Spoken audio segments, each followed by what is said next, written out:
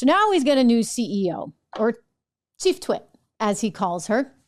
And she comes from NBC. And so before you write her off already, I'm going to tell you a few things about her. And she may be exactly what the doctor ordered here, only because she's had some innovative ways to look at advertising and the television industry. I'm going to get to those specifically, including my own experience at NBC. I don't know if she was there. She could have been. The name sounds incredibly familiar. She could have been. But I'll tell you, NBC did do a very good job, especially over at CNBC, at looking at how to value content innovatively and differently and not just rely on those Nielsen ratings. So she is coming in. The company is dealing with $12.5 billion in debt. So Elon had the cash. He was like, okay, cash deal. But he did take out $12.5 billion in debt. Well, the interest on that $12.5 billion, you ready for it? By the way, this will lead us perfectly into our default segment and our crazy debt load here in the US. The interest on the debt is $1.2 billion a year. So the idea is you want to get the debt down. You at least want to be able to service the interest just so you can stay in business, but you do want to get that debt load level down. So what do you need? You need profitability.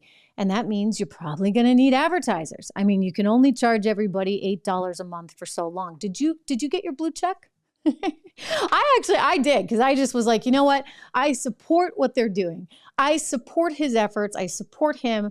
I don't mind paying. It's a little weird because there are people that are very public figures that I've known a long time and they don't have their blue check. And I'm like, well, wait a second. Is this really this person?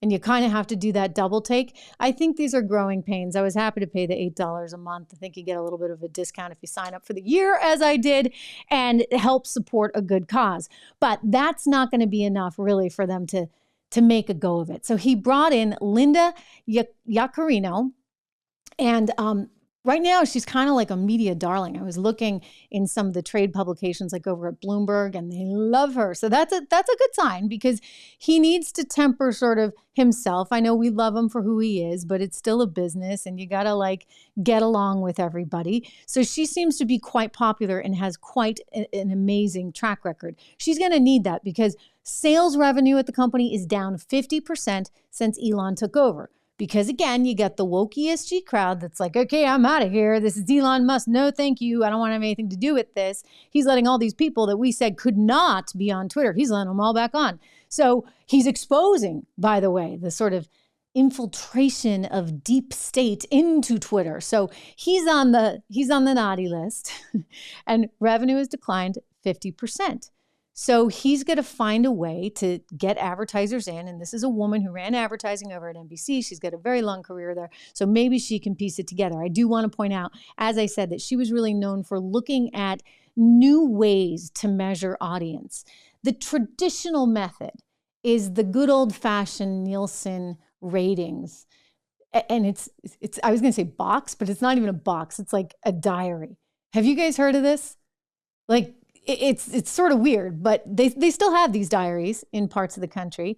Basically, Nielsen will call up your family and say, okay, who lives there? Would you consider running this Nielsen diary thing for us? And they'll pay you maybe $50 a month or whatever, and you will write down all the shows that you watch. And then if you get a more sophisticated version of it, they'll say, haha, we'll give everybody a remote control. Here's your clicker, here's your clicker, here's your clicker. And that way we'll be able to know, is it an 8-year-old watching TV or is it a 50-year-old watching TV? And so that's how they determine. And it's a very sort of arcane way of looking at all this, especially when you consider what we're doing right now online and how we can see with such precision and such accuracy who the audience is that's watching.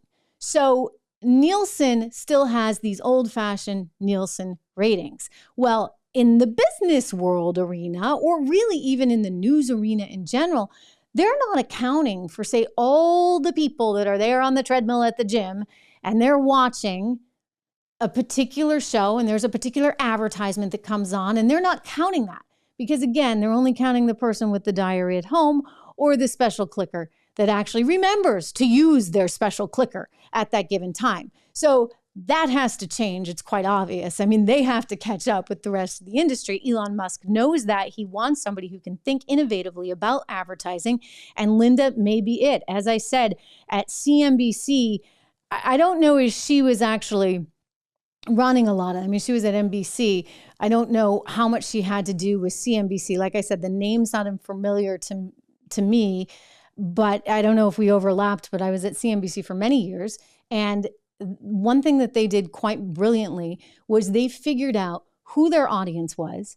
And they figured out that really Nielsen didn't matter at all because it was such a small slice of the population that was going to be watching business news at any given time of the day. And so they said, well, to heck with that.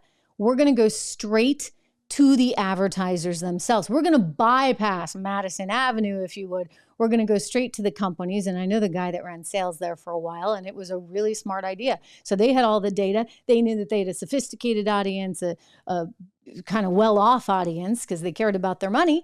And that's what they did. So I think if Elon can come at this with some creativity, with an ad partner, a woman who really understands the ad industry and can kind of help get some of those marketing people over the hurdles they need to get through. I mean, clearly the marketing department, certainly at Anheuser-Busch, needs all the help it can get, does it not? I mean, if I were them, I'd be like calling up Linda today on speed dial. Help me, please. Maybe they can advertise on Tucker Carlson's show.